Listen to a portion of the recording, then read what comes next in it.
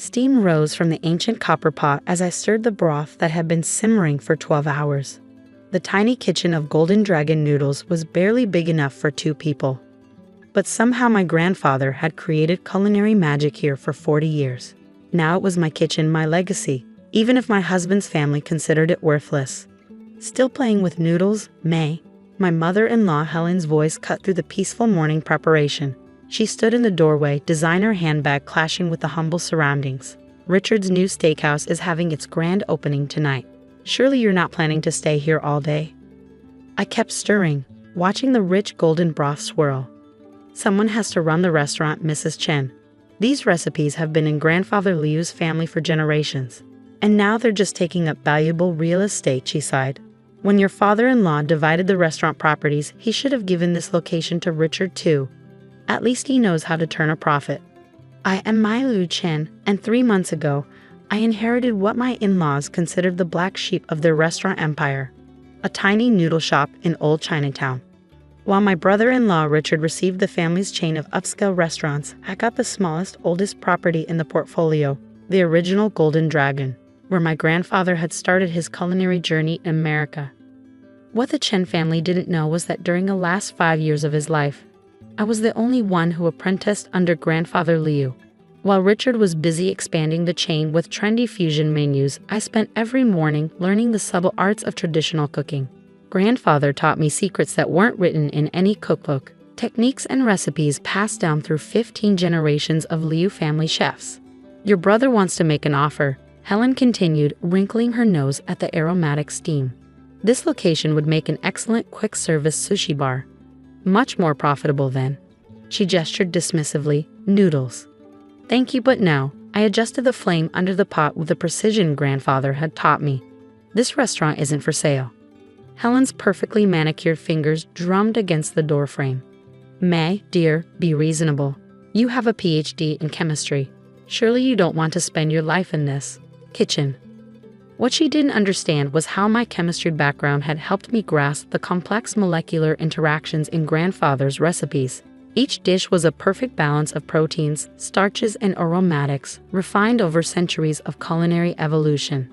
Actually, I said, tasting the broth, my chemistry background is quite useful here. Would you like to stay for breakfast? I'm making Grandfather's special phoenix tail noodles. She declined, as she always did. In 5 years of marriage to her son David, she had never eaten at Golden Dragon. The Chen family's idea of Chinese food was what they served at their upscale establishments, modernized, westernized versions of traditional dishes. After she left, I continued my morning routine. The noodle dough needed to rest for exactly 30 minutes. No more, no less. The broth required constant attention, each ingredient added at precisely the right moment. Grandfather had taught me that true cooking was a form of meditation, a dance of timing and technique. David arrived as I was hand-pulling the noodles, his suit slightly rumpled from his early hospital rounds. As a pediatric surgeon, he kept unusual hours, but he always tried to have breakfast at the restaurant. Mom stopped by, he asked, noting my expression. With another offer from Richard, I confirmed, expertly stretching the dough into silky strands. He wants to turn this into a sushi bar. David sighed, watching me work. You know, sometimes I think you're the only one who really understood Grandfather Liu. Even Dad saw this place as just a stepping stone to bigger things. He was right. The Chen family had built their restaurant empire by modernizing and expanding, but they'd lost something in the process. The soul of traditional cooking, the patience required to master techniques that couldn't be rushed or automated. Your grandfather chose you for a reason, David said softly. He saw something in you that the rest of the family missed.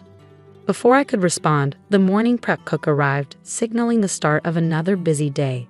Golden Dragon didn't do the volume of business that Richard's restaurants did, but we had our loyal customers, people who understood the difference between fast food and food that took time to perfect. That afternoon, as the lunch rush wound down, an elderly man in an immaculate suit came in alone. Something about his deliberate movements caught my attention. He studied the menu carefully, then ordered the phoenix tail noodles in bone broth. I prepared the dish myself. As I did for all orders of Grandfather's specialties, each component required perfect timing. The noodles cooked just long enough to achieve the right texture, the broth poured at the exact temperature to release its full aroma. The man took his first bite with careful consideration. His eyes widened slightly, and he put down his chopsticks. "Excuse me," he said, his accent precisely cultivated. "Who prepared this dish?" "I did, sir." "And where did you learn this technique?" I haven't tasted broth prepared this way since the Liu family restaurant in Guangzhou." I finished for him. "My grandfather was Liu Weichen. He brought these recipes to America 40 years ago." The man's expression changed from surprise to intense interest. "Liu Weichen was your grandfather?" "The last master of the Liu family bone broth technique." I nodded, suddenly understanding who this man might be. His next words confirmed my suspicion. "My name is James Wong. I'm a culinary inspector, and I've been searching for this broth for 20 years. The Liu family technique was thought to be lost when the Guangzhou restaurant closed." My hands trembled slightly as I realized the implications.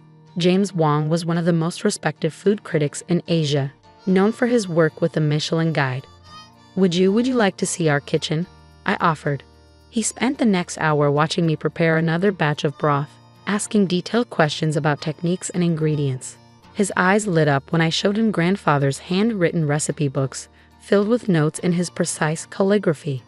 "This is extraordinary," he said finally. "You understand, this isn't just cooking, this is living history. These techniques, these recipes, they're cultural treasures."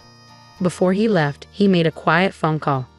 "Cancel my afternoon appointments," he said. I found something remarkable. That evening, as I cleaned the kitchen, my phone buzzed with a message from Richard. "Family meeting tomorrow. Discussing the future of all Chen restaurant properties. Attendance mandatory." I looked around the tiny kitchen, at the worn but perfectly maintained equipment, at grandfather's recipes carefully preserved in their waterproof box. Tomorrow would change everything, but not in the way my in-laws expected. Sometimes the most valuable inheritances aren't the biggest or most obvious. Sometimes they're hidden in simple things, like a perfectly prepared bowl of noodles, carrying centuries of history in every bite. The Chen family's private dining room at Imperial Palace, their flagship restaurant, sparkled with crystal and gilt. Richard sat at the head of the table, Father Chen's old place, while Helen presided over the elaborate place settings. The irony of discussing Golden Dragon's fate over westernized Chinese food wasn't lost on me.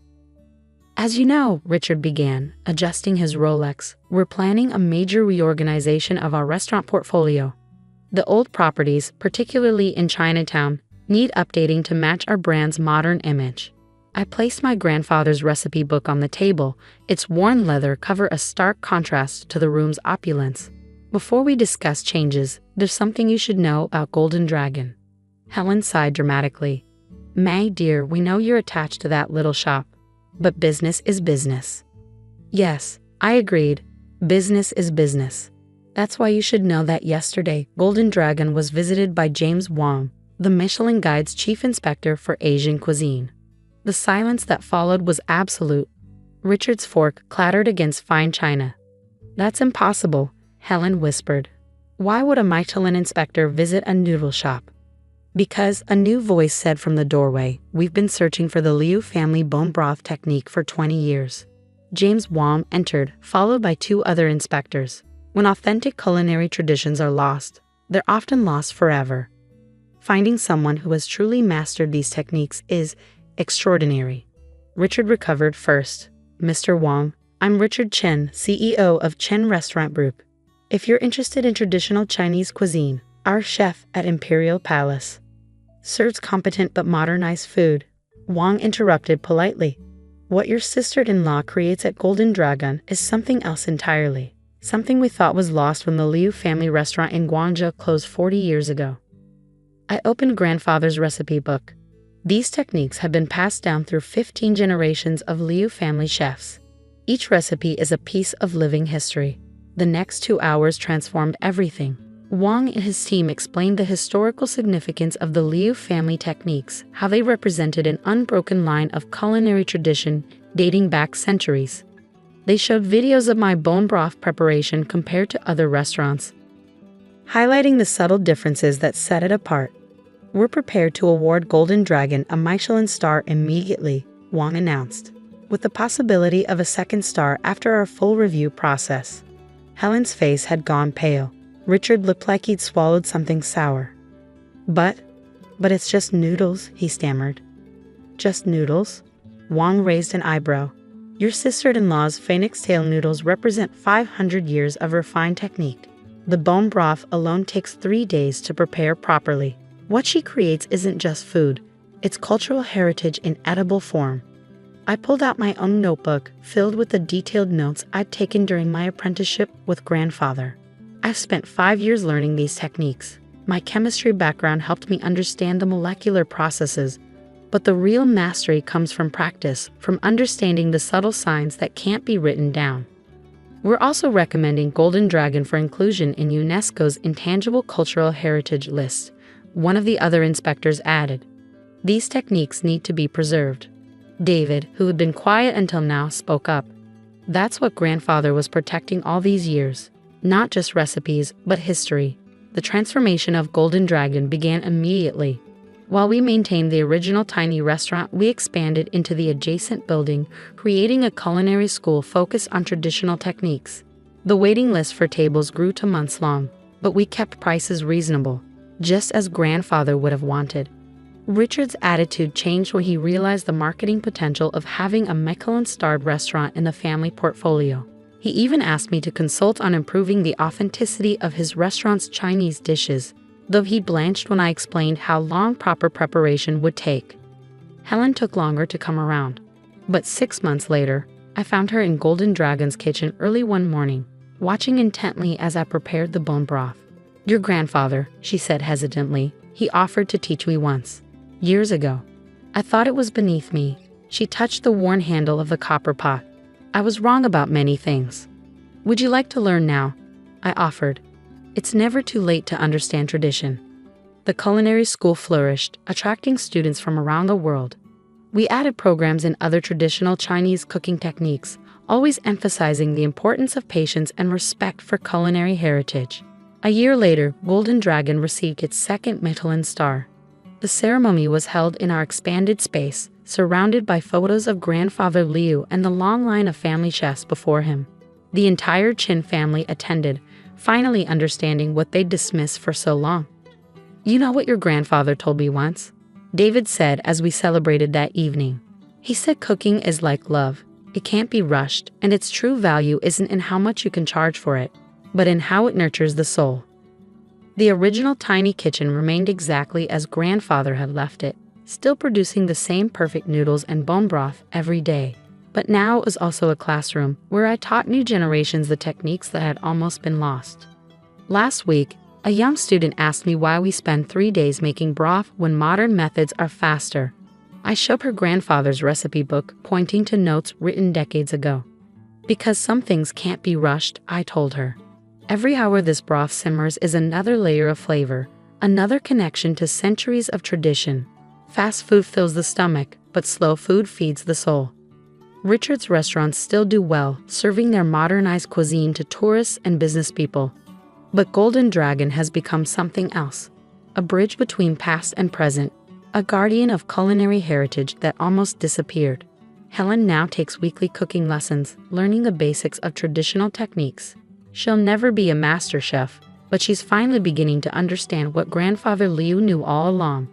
That true value isn't always about profit margins and trendy menus. As I write this from my office above the culinary school, watching students practice the careful art of hand-pulling noodles, I'm reminded of something grandfather wrote in his recipe book. These techniques are not just about cooking. They are about patience, respect, and the understanding that some traditions are worth preserving, no matter how small they might seem to others. The copper pot still simmers in the original kitchen, releasing the same aromas that have scented this corner of Chinatown for 40 years. Every morning, I prepare the broth just as grandfather taught me, each step a meditation on the value of doing things the right way, not the fast way. Sometimes the most precious inheritances are the ones that others dismiss as worthless. And sometimes, the smallest kitchen can contain the biggest treasures, if you just have the patience to understand what's simmering beneath the surface. The line of customers still stretches down the street each morning, waiting for their bowl of history and tradition served in broth and noodles. But more importantly, the line of Liu family culinary knowledge continues, passed down to new generations who understand that some things are worth taking time to preserve. And that, as grandfather would say, is the true measure of success. The reading of my parents' will took place in a mahogany-paneled law office that smelled of leather and old money. I sat apart from my siblings, feeling their smug glances like pinpricks on my skin. They already knew what was coming, they'd made sure of it. To our eldest son, Christopher, the lawyer read, adjusting his wire-rimmed glasses, we leave our controlling interest in Morrison Industries, valued at approximately $12 million.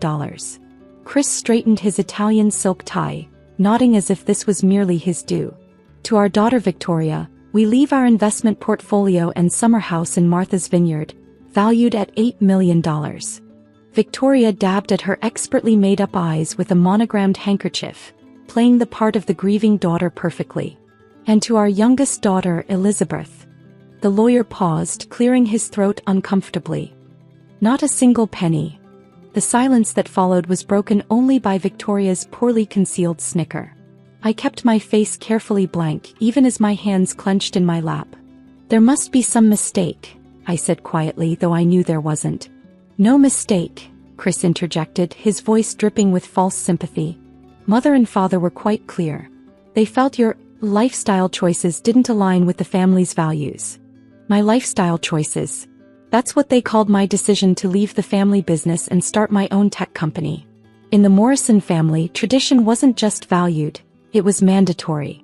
When I announced I was leaving Morrison Industries to pursue my own path, my father had called it a betrayal. You'll fail, he'd said, standing in his corner office overlooking the city. The tech industry is a bubble, and when it bursts you'll come crawling back. But I hadn't failed. What my family didn't know, what I'd carefully hidden from them for the past 5 years, was that my foolish tech venture had grown into something extraordinary. While they were busy playing corporate politics at Morrison Industries, I had built Genesis Technologies from the ground up.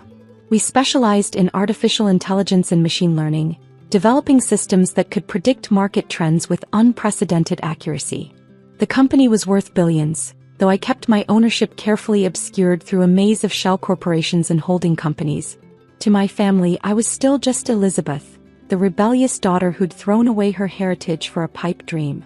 If that's all, I stood up, smoothing my simple black dress, I should be going.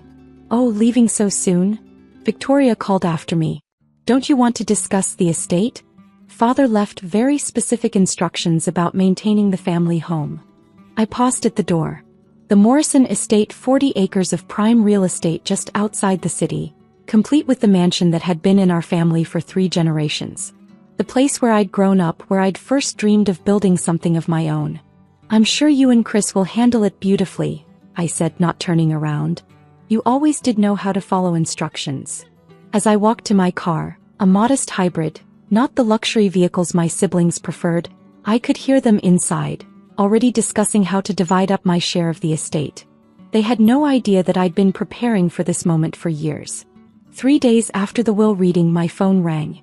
It was Mr. Chin, my company's CFO. It's happening, he said without preamble. Morrison Industries stock just dropped 30%. Your father's investment strategies weren't as sound as everyone thought. I smiled, looking out my office window at the city skyline. And the estate? Their property taxes haven't been paid in 2 years. Your father was borrowing against the estate to keep the company afloat. The bank is initiating foreclosure proceedings. Everything was falling into place exactly as I'd predicted. My father, for all his business acumen, had never understood the power of data. Genesis Technologies' AI systems had spotted the weaknesses in Morrison Industries' structure months ago. The over-leveraged assets, the declining market share, the desperate attempts to maintain an image of success. I'd waited patiently, building my resources, knowing that eventually their house of cards would collapse. Keep monitoring the situation, I told Mr. Chin, and make sure our bid for the estate is ready when the time comes. That evening, I received a text from my childhood friend Sophie, who still worked at Morrison Industries. Your brother's going crazy. Board called emergency meeting. Victoria crying in bathroom. What did you do? I hadn't done anything except prepare. While my siblings were busy excluding me from my inheritance, I'd been analyzing their vulnerabilities, understanding their weaknesses. The AI systems I'd developed didn't just predict market trends, they could map out the collapse of an overextended company with painful precision. A week later, Chris called. I let it go to voicemail. Liz, look, I know we've had our differences, but this is serious. The company's in trouble. We need your help. Call me back. I didn't. Victoria tried next, her carefully cultivated poise cracking. Elizabeth, please. The bank is talking about foreclosing on the estate. We can't lose the house. It's been in the family for generations. I saved that voicemail.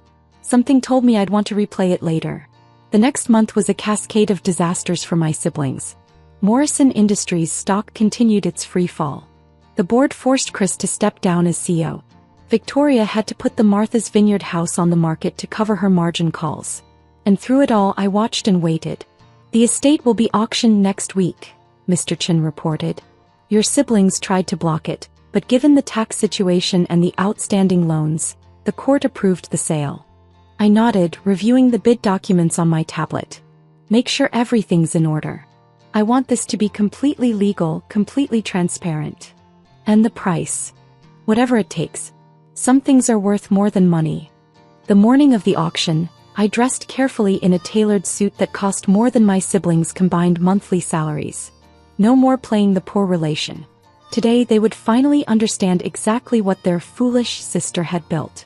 As I drove to the courthouse, I thought about all the family dinners where they'd mocked my choices, all the subtle digs about my little tech startup, all the times they'd excluded me from family photos because I didn't fit their image of success.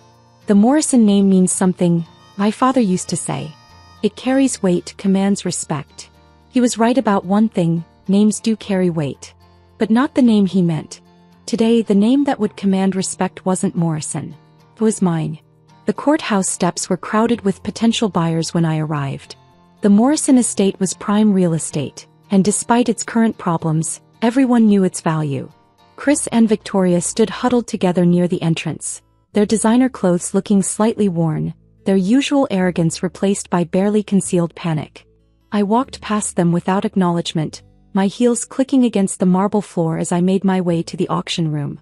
Behind me, I heard Victoria's sharp intake of breath as she recognized me. Elizabeth? What are you doing here? I turned slowly, enjoying the way they both flinched under my steady gaze. I heard there was an interesting property up for auction today. Chris's face reddened. This isn't some game, Liz. This is our home, our heritage. Was our home, I corrected him. Now it's just another distressed asset. Isn't that the term you always loved to use, Chris? When you were explaining business to your foolish little sister. Before he could respond, the auctioneer called everyone to order. We filed into the room, my siblings taking seats in the front row while I chose a spot near the back, my tablet connected to Genesis Technologies' secure network. The bidding for the Morrison estate will begin at $5 million, the auctioneer announced. Do I hear $5 million? Several hands went up immediately. Chris and Victoria twisted in their seats, trying to identify their competition. They hadn't been able to raise enough money to bid themselves. I knew because I'd been tracking their increasingly desperate attempts to secure financing. The price climbed steadily. 6 million. 7. 8. Each time a new bid was announced, I watched my siblings' shoulders tense further. By 10 million, most of the initial bidders had dropped out. At 12 million, only 2 bidders remained. A real estate developer known for tearing down historic properties to build luxury condos, and a mysterious online bidder participating through the courthouse's secure system. 14 million, the developer called out, looking smugly around the room. I tapped my tablet. 15 million, the auctioneer announced on behalf of the online bidder. Victoria was openly crying now while Chris had his head in his hands. The developer frowned, checking his phone. 16 million. Another tap. 17 million. The developer stood up, his face red. 18 million, and that's my final offer. Nobody's going to pay more than that for a property that needs this much work. I smiled, making my final bid. $20 million, the auctioneer called out. The room fell silent. Even the developer sat down, shaking his head in disbelief. 20 million going once, going twice, sold to bidder number 4,721. I stood up, smoothing my suit. I'll have my lawyers handle the paperwork this afternoon. Chris's head snapped up at the sound of my voice. That was you. Surprise, I said softly, walking to the front of the room to sign the preliminary documents. Victoria grabbed my arm as I passed. How? Where did you get that kind of money? I gently removed her hand. You know that foolish tech venture you all laughed at? Turns out artificial intelligence is quite profitable. Who you? The next week passed in a blur of paperwork and preparations. My siblings were given 30 days to vacate the estate, generous, considering the circumstances.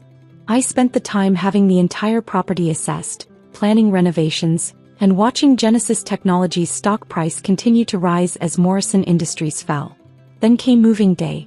I stood in the estate's circular driveway, watching as moving trucks carried away the antiques and artwork my siblings had assumed they'd inherit. Chris supervised the loading with red-rimmed eyes, while Victoria sat on the front steps, still in denial. You can't just throw us out, she said for the 100th time. This is our home. Surely I can. And I am. I walked up the steps, pulling a set of keys from my pocket. The property deed is in my name now. Completely legal, completely binding. Why are you doing this? Chris demanded, storming over. Is it revenge? For the will. I laughed softly. You think this is about money? About inheritance? This is about every time you mocked my dreams, every time you told me I'd fail without the family name to protect me. I turned to face them both. You never understood what real success looks like. You thought it was about maintaining appearances, about following in father's footsteps. But while you were playing at being business leaders, I was building something revolutionary. Genesis Technologies, Chris said slowly. That's yours. The fastest growing AI company in the world, I confirmed. Worth considerably more than Morrison Industries ever was, even in its prime. Victoria stood up, straightening her shoulders in a poor imitation of her former confidence. Fine. You've made your point. Name your price, we can work something out. You still don't get it. I walked to the massive front doors, running my hand along the familiar wood. This isn't a negotiation. This is goodbye. But where are we supposed to go? Victoria's voice cracked. I hear the Martha's Vineyard house is still on the market. Oh wait, I smiled apologetically. My company bought that too. Amazing what you can do with proper market analysis and unlimited resources. As the last moving truck pulled away, I stood in what had been my father's study. The room still held echoes of his presence. The lingering scent of expensive cigars, the worn spot in the carpet where he'd paced while making important decisions. Ms. Morrison? My assistant appeared in the doorway. The renovation team is ready to begin whenever you give the word. I nodded, already envisioning the changes I would make. The study would become a state-of-the-art research lab.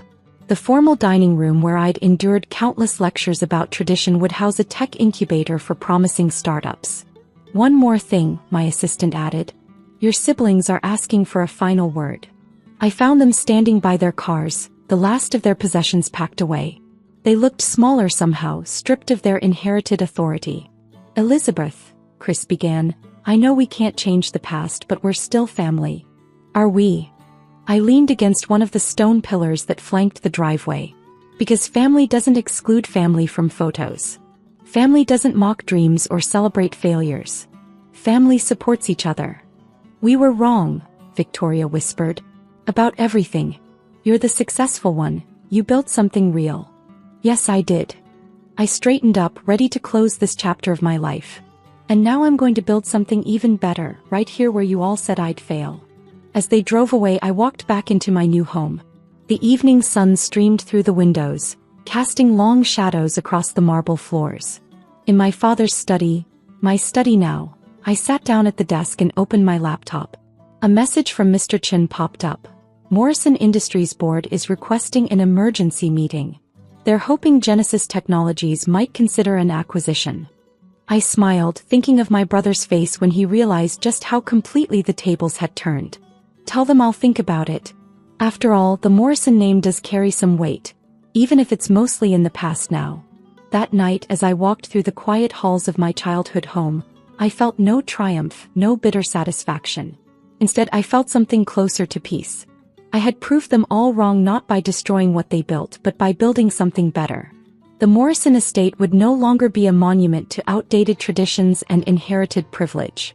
Under my ownership, it would become a center of innovation, a place where new dreams could take root and grow. In the grand entrance hall, I took down the portrait of my father that had dominated the space for decades. In its place, I hung a simple digital display showing real-time data from Genesis Technologies' global operations, a subtle reminder that the future belongs to those who dare to imagine it differently. "Welcome home," I whispered to myself, and for the first time in years I truly meant it. The next morning, as I sat in my new office preparing for a board meeting, I received one final text from Victoria. "I understand now why you worked so hard to hide your success from us. You knew we'd try to take credit for it, claim it was because of the Morrison name.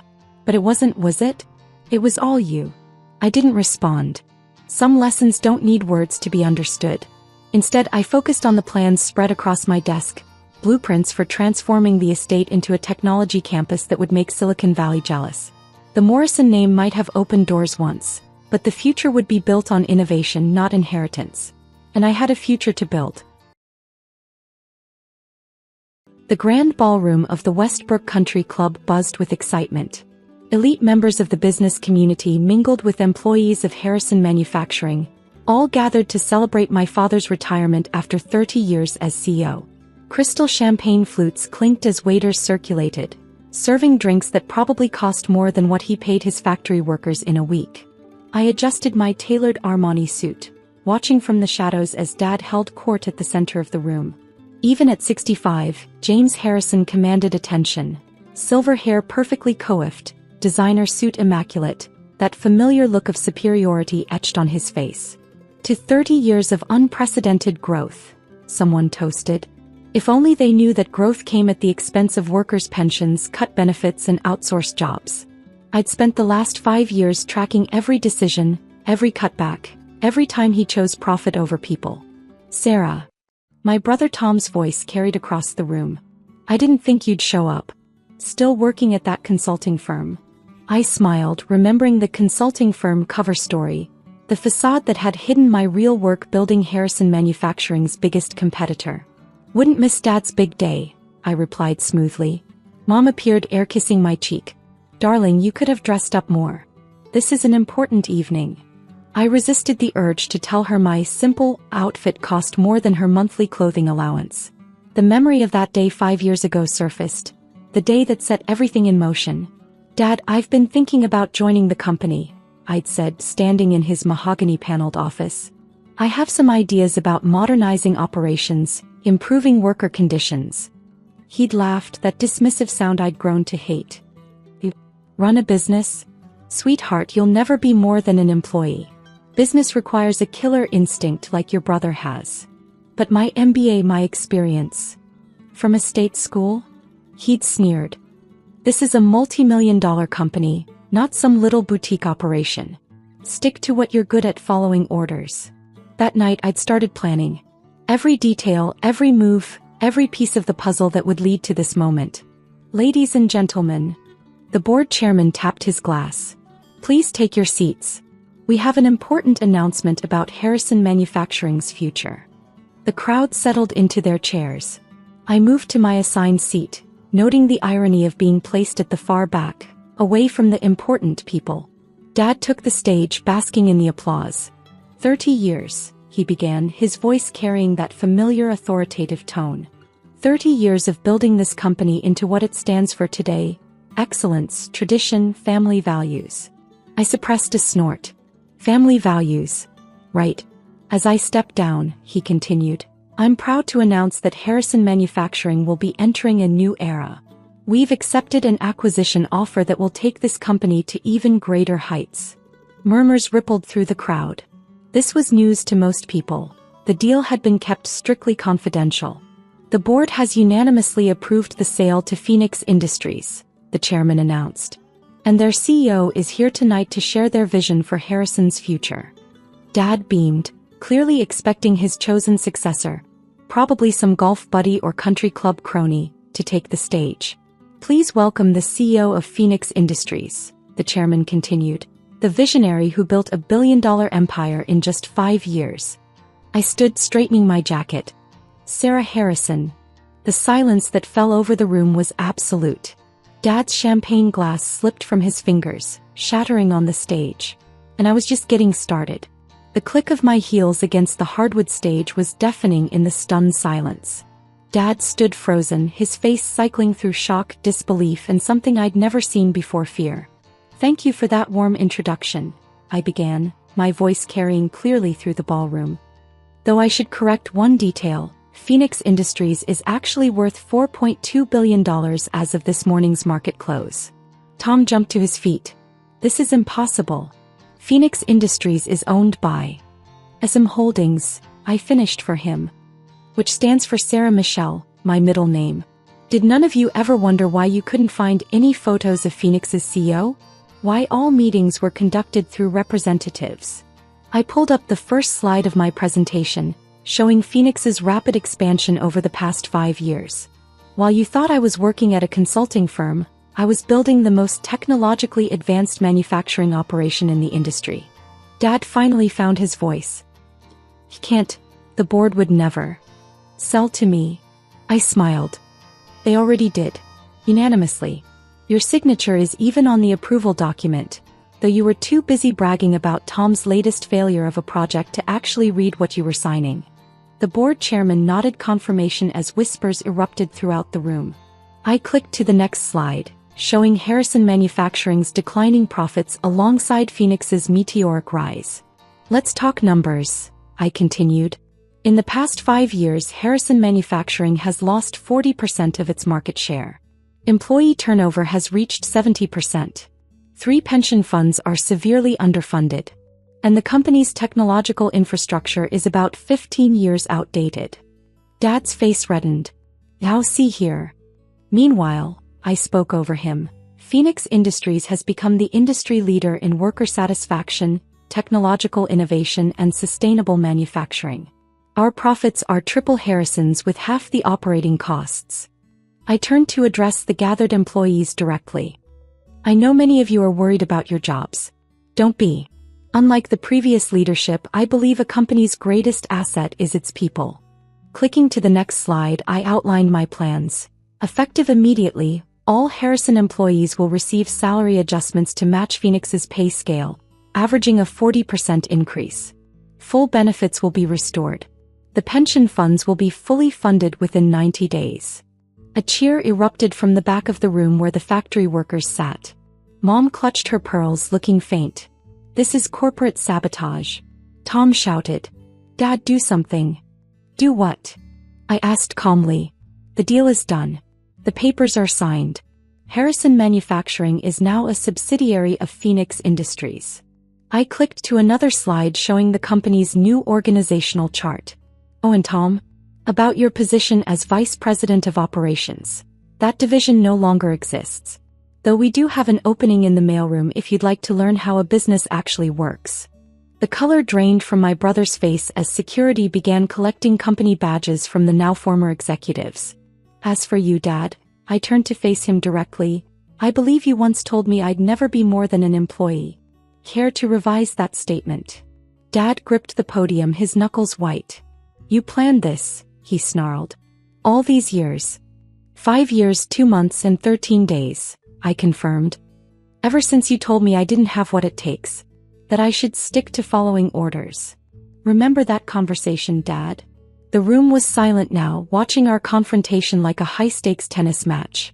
"I built Phoenix from nothing," I continued. "No family money, no connections, no shortcuts. Just intelligence, determination, and the motivation you gave me when you said I'd never succeed." Clicking to the next slide, I displayed a series of photographs. Here's what real leadership looks like.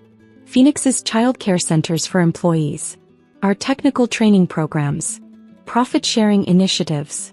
Everything you claimed was too expensive or bad for business.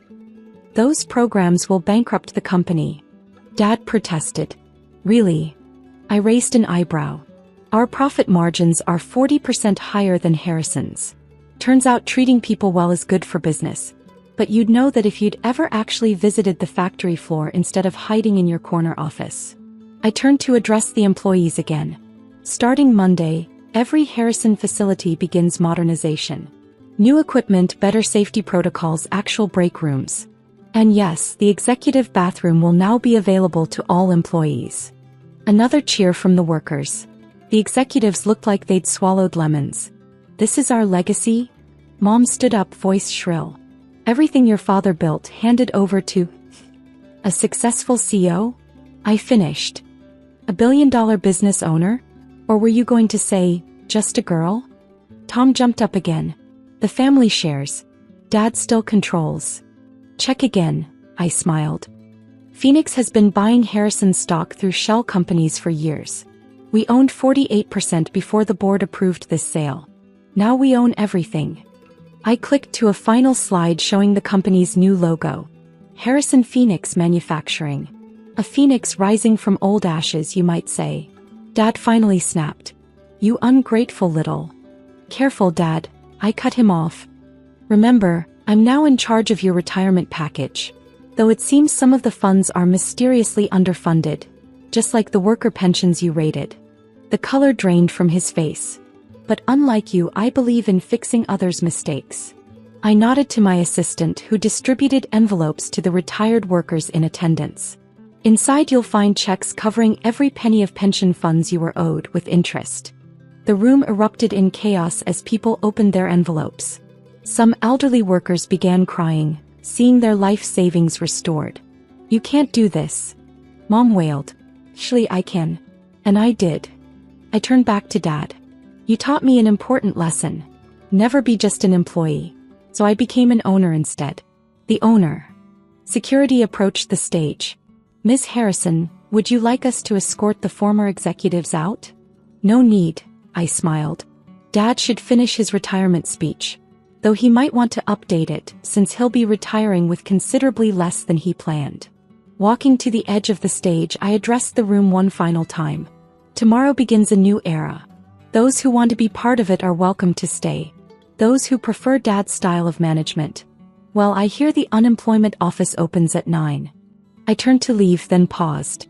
Oh, and Dad? The corner office needs to be cleared out by morning. I'm turning it into a daycare center. The sound of his spluttering followed me as I walked off stage. Outside, my driver held the door to my Rolls-Royce, the same model Dad always wanted but could never afford. The workers' families are waiting at the factory, my assistant reminded me, for the celebration dinner. Perfect, I nodded. After all, they're the ones who really built this company. They deserve to celebrate its rebirth. As we drove away, I watched in the rearview mirror as Dad stood alone on the country club steps, finally facing the reality that his employee daughter now owned everything he'd spent his life building. Sometimes the best revenge isn't just proving someone wrong. It's proving yourself right. And doing it from their corner office. The next morning, I arrived at Harrison Phoenix headquarters at 6 a.m., just as the first shift workers were clocking in. Their faces showed surprise at seeing the new CEO walking through the factory floor. But I'd learned long ago that real leadership starts at ground level. Ms. Harrison? A weathered man in his 60s approached. I'm Frank Martinez. Worked here 30 years. The head machinist, I nodded. Your modification to the Line 3 assembly saved the company millions, but my father took credit for it in 2019. His eyes widened. You know about that? I know everything, Mr. Martinez, including how Dad denied your promotion 5 times because you didn't fit the executive image. I handed him an envelope. Your new position as Director of Manufacturing Innovation starts today, along with back pay for all those innovations they stole. Word spread quickly through the factory. As I walked the floor, more stories emerged. Maria Chin, denied maternity leave, now appointed head of employee welfare. James Wilson, whose safety improvement suggestions were ignored, promoted to safety operations director. Linda Thompson passed over from management because she was too old, now senior production supervisor. By 8 a.m., when the executive staff usually arrived, the factory was humming with new energy.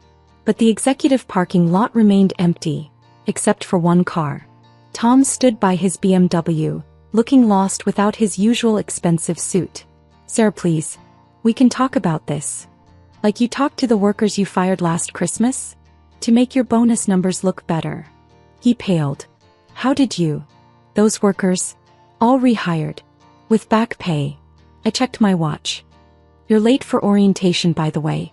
Mailroom starts at 7:30. You can't expect me to actually work in the mailroom. No. I smiled. Then there's the door. Though you might want to check your bank account first. The board's fraud investigation froze all executive assets this morning. As if on cue, his phone buzzed. His face went white as he read the message. That's right, I nodded. Every unauthorized bonus, every padded expense account, every ghost employee whose salary went to your gambling debts, all being reviewed by forensic accountants. Dad will never let. Dad can't help you. He's got his own problems.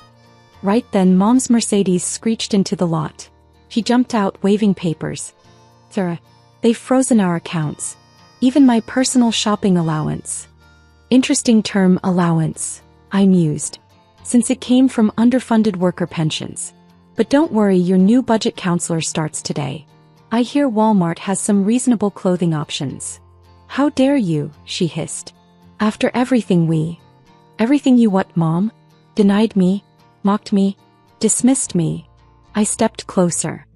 Or did you mean everything you stole from people who actually worked for a living? Security approached. Ms. Harrison, the FBI agents are here for the financial records. Perfect timing. I turned back to my family. Tom, you have 30 minutes to decide. Mailroom or unemployment. Mom, the budget counselor meets you at 9. As for Dad. A commotion at the entrance drew our attention. Dad was arguing with security, his face purple with rage. My office. I demand to clear out my office. Former office, I corrected, walking over. Though it's a bit late. We cleared it last night. Found some interesting hidden files. His face went from purple to ashen. You had no right. Actually, I had every right. Along with a court order. I held up a document.